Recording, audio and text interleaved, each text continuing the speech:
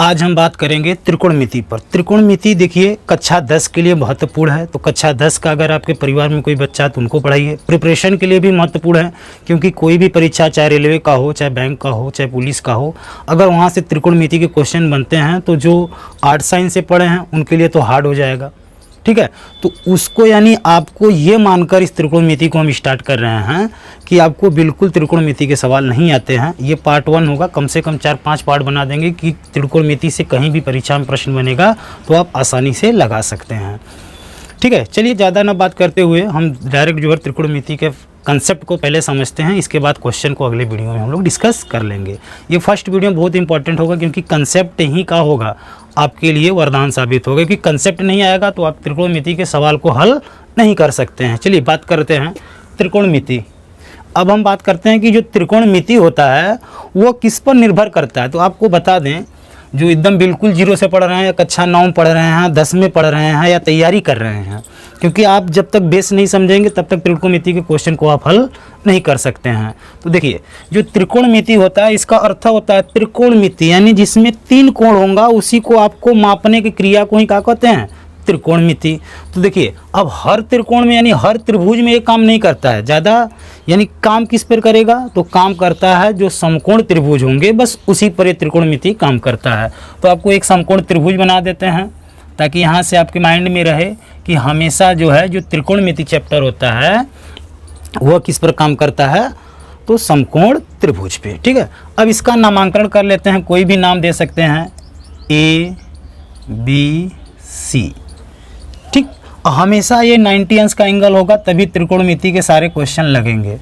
ठीक है, अब हम बात कर लेते हैं कि भाई ये समकोण त्रिभुज है तो इस वाले पार्ट को क्या कहा जाता है। देखिए, अगर CBSE बोर्ड से पढ़ते हैं तो इसको परपेंडिकुलर बोलते हैं, और इसको क्या बोलते हैं, बेस बोलते हैं, इसको हाइपोटेनियस बोलते हैं।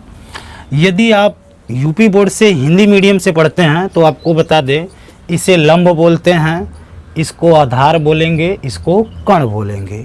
ठीक है, तो थोड़ा सा ये दिमाग में रखना है। और अब देखिए त्रिकोणमिति में क्या होता है, इन्हीं तीनों, चाहे वो परपेंडिकुलर हो, चाहे बेस हो, चाहे हाइपोटेनियस हो, लंब कर्ण आधार में क्या संबंध है उसी को आपको समझना होता है। अब देखिए, अब परीक्षा में कैसे प्रश्न बनते हैं, तो परीक्षा में बस आपके पास ये दे देगा, ये दे देगा, यानी कहने का मतलब क्या होगा, परपेंडिकुलर दे देगा, बेस दे देगा, हाइपोटेनियस आपसे पूछ सकता है, या हाइपोटेनियस देकर परपेंडिकुलर देकर ये पूछ सकता है।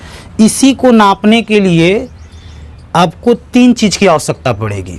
ठीक है, आइए बात करते हैं अब इसको किस तरह नाप। यहाँ पे एक एंगल बनेगा, ये भी दिमाग में रखिए। अब एंगल चाहे थीटा बना दो, चाहे अल्फा बना दो, चाहे बीटा बना दो, आपके ऊपर डिपेंड करता है, क्वेश्चन के ऊपर डिपेंड करता है कि क्या पूछा जा सकता है।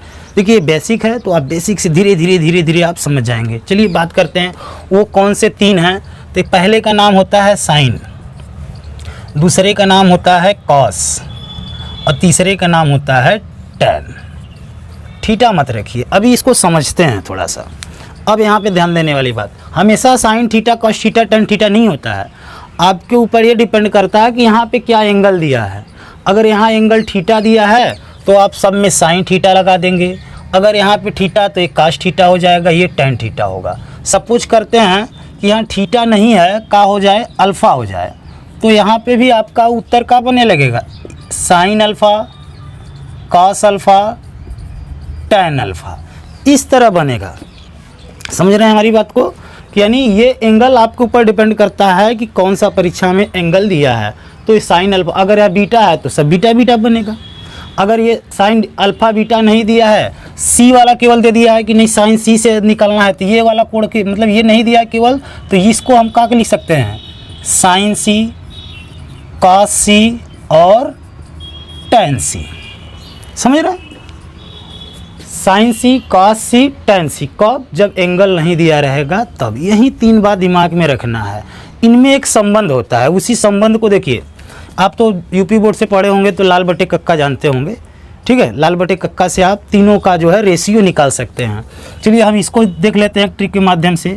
ये हमारे पास पंडित हैं, देखिए ट्रिक का है, पंडित बद्री प्रसाद लेटकर हर हर बोले।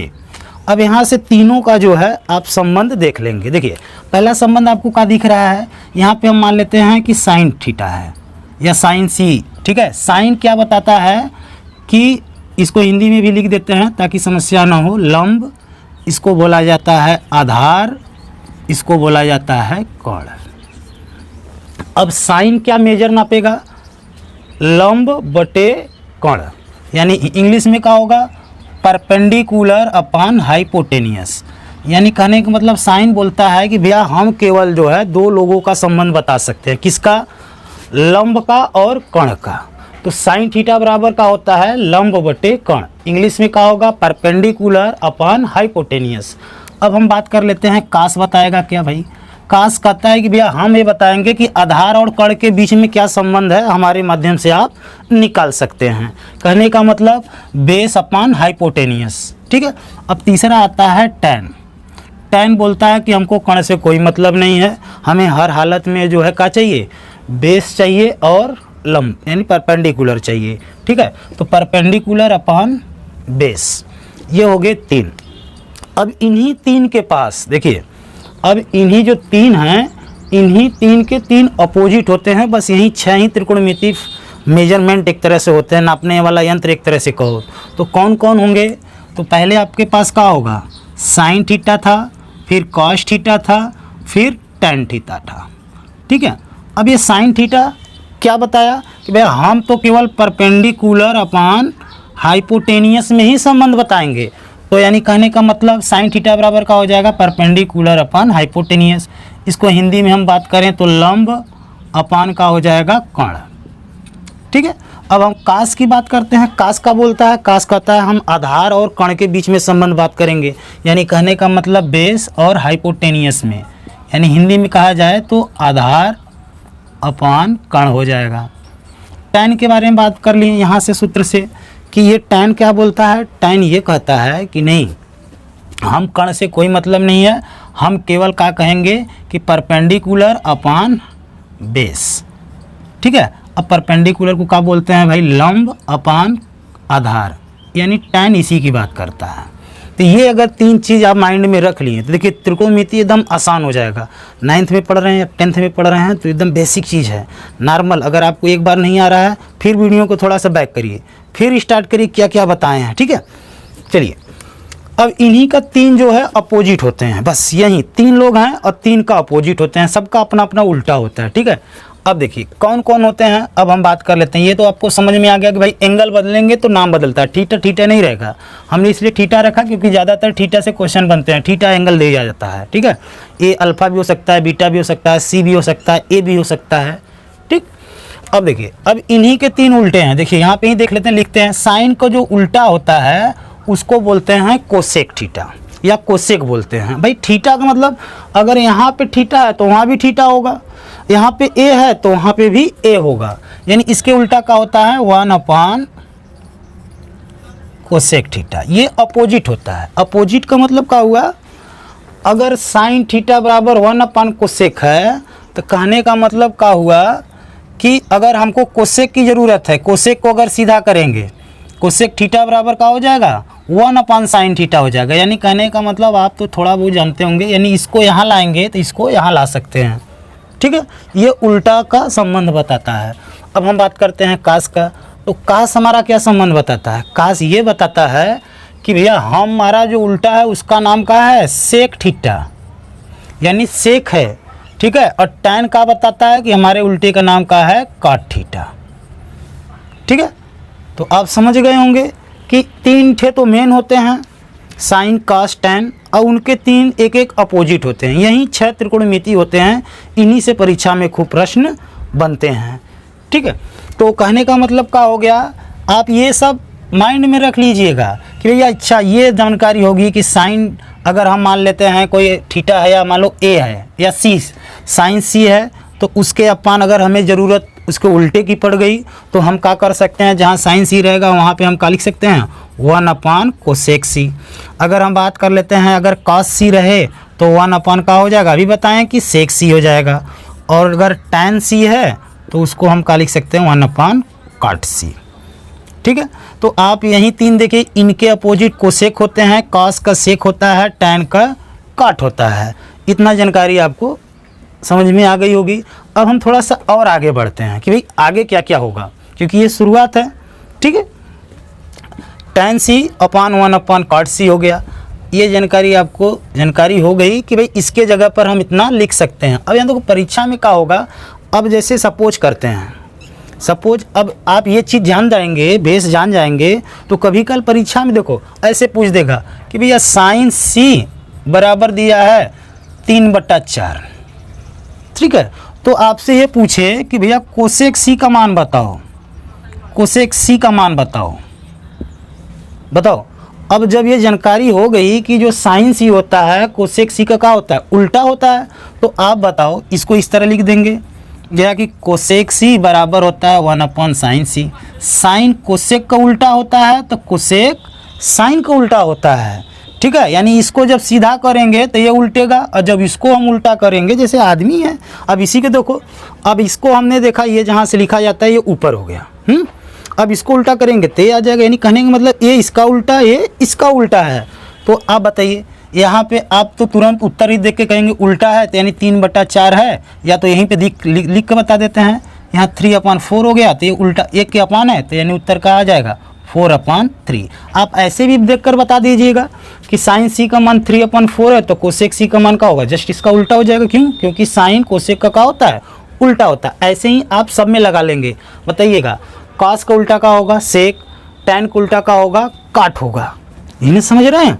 तो अब देखो, अब यहाँ से देखो ये सब फार्मूला बन रहे हैं धीरे धीरे।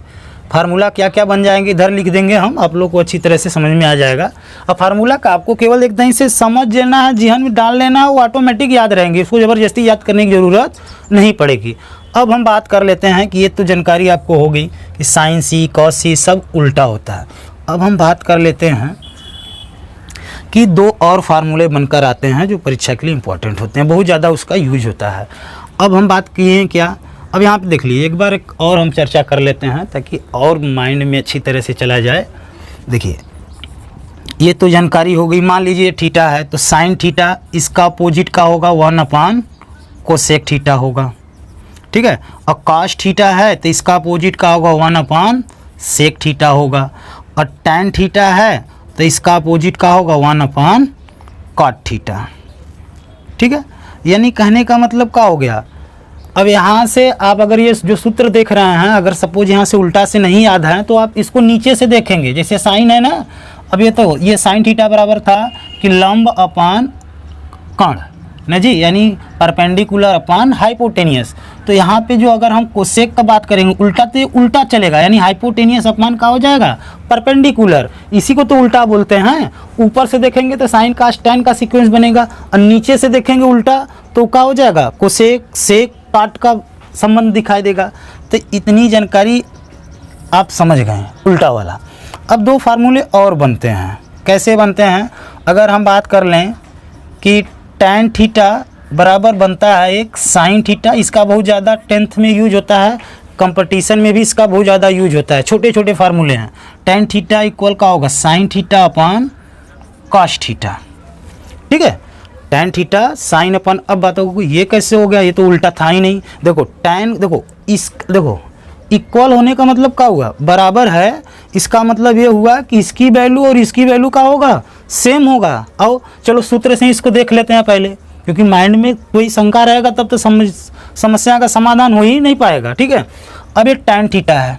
अब हमारा जो पंडित पद्री प्रसाद जी लेट कर हर हर बोले, उन्होंने बताया कि भैया टैन थीटा है, तो हम देखो टैन थीटा तो परपेंडिकुलर अपान बेस बोलेंगे, तो ये तो बोल देंगे भैया हमारे पास क्या होगा। अगर हिंदी में बात करें तो लंब बटे आधार, लंब बटे आधार होगा। और यहाँ पे हम बात करते हैं लंब बटे आधार हो गया ना जी, यानी कहने का मतलब इधर भी क्या आना चाहिए, लंब बटे आधार ही आना चाहिए। देखो साइन थीटा बराबर क्या होगा, ये क्या है हमारे पास परपेंडिकुलर अपन हाइपोटेनियस, यानी कहने का मतलब लंब बटे कर्ण, ये साइन थीटा के लिए होता है। यहाँ पे देखिए, और कास के लिए क्या होगा, आधार बटे कर्ण। तो मेन बटा ये बना देते हैं, और यहाँ पे हम लिख देते हैं का आधार बटे कर्ण। ठीक है, आधार बटे कर्ण। अब बताओ ये कर्ण और कर्ण कट जाएगा तो हमारे पास क्या बचेगा, लंब बटे आधार ही तो बचेगा। तो कहने का मतलब क्या हो गया कि जो tan थीटा बराबर का लिख सकते हैं आप, ज़रूरत पड़ेगी, देखो ज़रूरत पड़ती है तभी किसी चीज़ को कहीं पे रखा जाता है। ज़रूरत पड़ेगी कि नहीं भैया, हमको साइन कास में देखना है तो tan थीटा बराबर का लिख सकते हैं साइन थीटा बटे कॉस थीटा। क्यों? क्योंकि इसका भी वैल्यू लंब बटे आधार आ रहा है और इन दोनों को जब हम हल कर दे रहे हैं तो भी लंब बटे आधार आ रहा है। तो आपको एक सूत्र आ गया। फार्मूला नहीं है, बस एक बेस है। फार्मूला भी बहुत इजी वे से हम पढ़ा देंगे, ठीक है, क्योंकि विगत 10 क्या हमको लगता है 2011 से हम पढ़ा रहे हैं। तो त्रिकोणमिति या ऐसा कोई चैप्टर मैथ ही पढ़ाते हैं ज़्यादातर, तो हमें तो पूरा रटा रटाया है, तो हम उसका लाभ आप लोग को भी देंगे, ठीक है। थोड़ा सा जो है आप सपोर्ट करिएगा। सपोर्ट मीन्स वीडियो अगर आपको अच्छा लगता होगा तो लाइक भी कर दीजिएगा, चैनल को भी सब्सक्राइब करिएगा, मित्रों के साथ भी शेयर करिएगा। हाँ, अगर कोई आपके पास क्वेश्चन है, क्वेरी है, तो आप कमेंट में ज़रूर लिखिएगा, बिल्कुल मत भूलिएगा। कमेंट लिखना तो आपको अति आवश्यक है। कुछ भी कमेंट में आपको अच्छा लग रहा है, जो भी लग रहा है, कुछ समस्या है, कोई क्वेश्चन है, कमेंट के माध्यम से पूछेंगे। अभी हमारा चैनल नया है तो हम हर कमेंट का जवाब देंगे, ठीक है। चलिए, तो tan थीटा बराबर साइन थीटा अपन कॉस थीटा होगा, ये तो आपने पढ़ लिया। अब हम बात करते हैं, बताओ tan को उल्टा कौन होता है? tan को उल्टा काट होता है। तो बताओ काट थीटा बराबर भी क्या हो जाएगा? बताओ, अब जब ये tan को उल्टा काट होता है तो इसको भी उलट दो, जैसे यहाँ पे सवाल के माध्यम से बताए ना। तो यानी कहने का मतलब क्या हो जाएगा? Cos theta upon sine theta. समझ रहे? तो आपके पास इतने फार्मूले आए, ठीक। Cos theta cos upon sine theta, ठीक है। तो अगर नॉर्मली सी हम बात करें, अब हम एक क्वेश्चन पे चर्चा कर लेते हैं कि क्वेश्चन से कैसे प्रश्न बनेंगे। यानी कभी कभी देखो, कंपटीशन हो चाहे परीक्षा हो, वहाँ से कब पूछ देता है, नॉर्मल सा क्वेश्चन इस तरह पूछ देगा कि बताइए साइन थीटा का वैल्यू दिया है 1/√2 है, और यदि साइन थीटा बराबर 1/√2, तो आपको पता लगाना है, आल का बता दो। आल का मतलब यानी आल नहीं तो कंपटीशन में तो ये कहीं का पूछेगा, लेकिन जो एकेडमिक क्लास है कक्षा 9, 10, 11, 12, उसमें क्या पूछता है कि सभी का बताओ। सभी का मतलब समझ रहे हैं? साइन थीटा तो दे ही दिया है, सभी तो बचेंगे 5, टोटल तो 6 हो गए। 3 तो मेन है, 3 अपोजिट हैं, तो किसका किसका पूछ सकता है भाई? साइन का दिया है तो आपको कोसेक का पूछेगा, कॉस का, सेक का, टैन का, काट का, इतना ना पूछेगा। तो अगर हम बात करते हैं नॉर्मल सी कि साइन थीटा बराबर 1/√2 हो, तो आल का बताओ। आल का मीन्स कोसेक का वैल्यू का होगा। तो कोसेक थीटा का वैल्यू तो आप देखकर ही बता देंगे। क्यों? क्योंकि अभी हमने प्रॉपर्टी सीखा कि साइन को उल्टा कौन होता है? कोसेक होता है, अपोजिट। तो बताओ इसका बताओ, साइन थीटा बराबर 1/√2 है, तो इसको उल्टा कर दो 1/√2 को, तो क्या हो जाएगा? √2/1 मीन्स कहने का क्या हो गया? √2 ही तो हो गया, √2 हो गया, ठीक है। अगर हमें बात करें और की बात, तो tan थीटा का बात है, तो कैसे आप देख लेंगे? अभी हम आगे जो है नेक्स्ट वीडियो में, अभी इस वीडियो में करेंगे तो वीडियो बहुत ज़्यादा लंबा हो जाएगा, कल ही वीडियो जो है हम अपलोड कर देंगे, ठीक है। नेक्स्ट वीडियो में हम बताएंगे कि कैसे बहुत सिंपल वे से हमेशा बदे याद हो जाएगा आपको कि साइन 0 का मान का होता है, 30 का मान का होता है, 45 का मान का होता है, 60 का मान होता है। क्योंकि मान अगर याद रहेगा, यहाँ पे देखो इसको 2 लगाने का तरीका है। अगर मान आपको याद रहेगा, जिसे हमको मान टोटल याद है, क्यों याद है? हम लोग उस तरह से उसको सीक्वेंस बना लिए हैं। अब बताइए साइन थीटा बराबर 1/√2, यहाँ से हमको लगता है कि थीटा का मान कितना है? 45 अंश। तो हर 45 अंश को हम मान निकाल सकते हैं। देखो tan का मान 1 हो जाएगा, ठीक है, और इसका उल्टा जो हमारा काट है उसका भी मान 1/1 करेंगे तो यही 1 आएगा। tan का हो गया, काट का हो गया। अगर हम बात करते हैं सेक थीटा का क्या मान होगा, तो बताइए, या तो पहले सेक नहीं, पहले कास की बात करेंगे। जब कास का जानकारी हो जाएगा तो सेक तो ऑटोमेटिक उल्टा से आ जाएगा। अब बताओ कास थीटा का मान क्या होगा? कास 45 का मान भी क्या होता है? 1/√2। तो जब 1/√2 कास का हो गया तो सेक का क्या होगा? √2। सब मान निकाल सकते हैं केवल देखकर, क्योंकि त्रिकोणमिति से किसी भी कंपटीशन में इतना टफ क्वेश्चन नहीं पूछता है, जितना कि कहीं किसी चीज़ को प्रूव करना होता है तब टफ पूछता है, ठीक है। तो मान आप आसानी से निकाल सकते हैं। या अगर ये मेथड अभी नहीं समझ में आएगा तो आप क्या करेंगे, नेक्स्ट वीडियो में हम चर्चा करेंगे कि किसी भी त्रिकोणमिति का अनुपात जो भी कोई एंगल होगा उसको हम कैसे निकालेंगे, ठीक है। यदि आपको वीडियो अच्छा लगा होगा, देखिए अभी वीडियो तो अच्छा लगा ही है, क्योंकि भाई ये सीक्वेंस बनाए हैं। अभी नेक्स्ट वीडियो में जो है पार्ट छोटा छोटा वीडियो रहेगा तो लोग पसंद करते हैं, क्योंकि बहुत लंबा हो जाएगा तो लोग बोरिंग सा होगा। तो आपने क्या सीखा? हमने बस इतना सीखा कि जो त्रिकोणमिति होता है वो क्या करता है, समकोण त्रिभुज पर काम करता है, और समकोण त्रिभुज को नापने का जो काम होता है वही त्रिकोणमिति समझना होता है। नापते कौन है, तो 3 लोग मुख्य रूप से नापते हैं, एक साइन नापता है, एक कॉस और एक टैन नापता है। यही सीखें। इसके 3 अपोजिट हैं, उसको भी हमने सीख गया अच्छी तरह से। ठीक है, तो आई होप ये जानकारी आपको अच्छी लगी होगी। अगर जानकारी आपको अच्छा लगता है तो समझ गए, बिल्कुल। चलिए नेक्स्ट वीडियो का वेट करिएगा। धन्यवाद।